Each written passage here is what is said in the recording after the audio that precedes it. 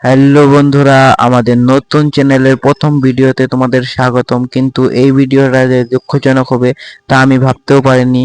কেন দুঃখজনক তা তোমরা পুরো ভিডিওটা দেখলেই বুঝতে পারবে। আমি কিন্তু এখন রওনা দিচ্ছি আমার দাদুর বাড়ির দিকে।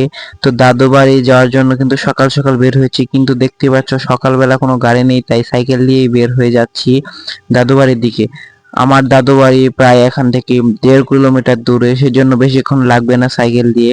আর দেখতেই পাচ্ছ কত কুয়াশা, যদিও ভিডিওর ভিতরে তেমন ভাবে বোঝা যাচ্ছে না, তবুও কিন্তু চারপাশটা খুবই ভালো দেখা যাচ্ছে। ভিডিও কোয়ালিটি কেমন হচ্ছে সেটা জানি না, তবে বাস্তবে অনেক সুন্দর দেখা যাচ্ছে। এখানে সাইকেল চালানোর মজাই আলাদা।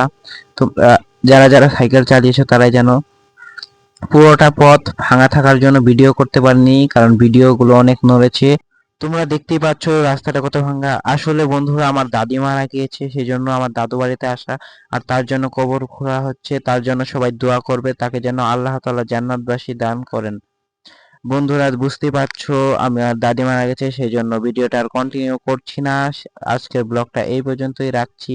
তো তোমরা যদি এর নেক্সট ব্লগগুলো দেখতে চাও তাহলে অবশ্যই চ্যানেলটাকে সাবস্ক্রাইব করে ভিডিওতে একটা করে লাইক দিয়ে যাও।